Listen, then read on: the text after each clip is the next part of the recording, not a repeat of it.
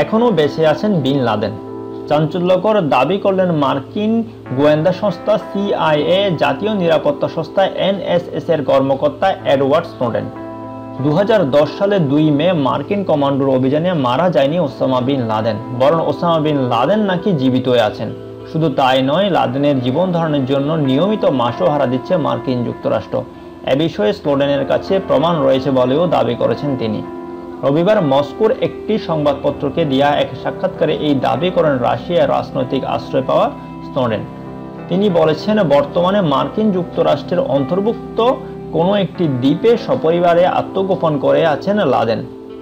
তাকে পাহারা দিচ্ছে মার্কিন গুপ্তচর সংস্থা সিআইএ।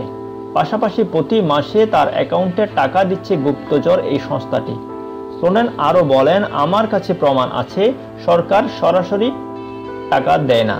প্রতি মাসে ব্যবসায়ী ও কিছু সংস্থার মাধ্যমে লাদেনের অ্যাকাউন্টে টাকা পাঠানো হয়।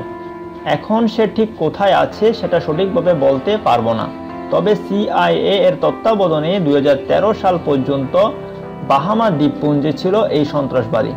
সঙ্গে তার 5 স্ত্রী ও ছেলে মেয়ে ছিল। 2011 সাল থেকে স্নোডেন মার্কিন কেন্দ্রীয় গোয়েন্দা সংস্থা সিআইএ ও জাতীয় নিরাপত্তা এনএসএস সঙ্গে কাজ করতেন।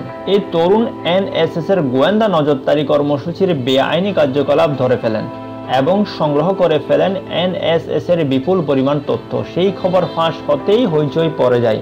এরপর আমেরিকা ছেড়ে হংকং পালিয়ে যান স্নোডেন। পরে তার সঙ্গে যোগাযোগ ঘটে উইকিলিক্সের প্রতিষ্ঠাতা জুলিয়ান অ্যাসাঞ্জের।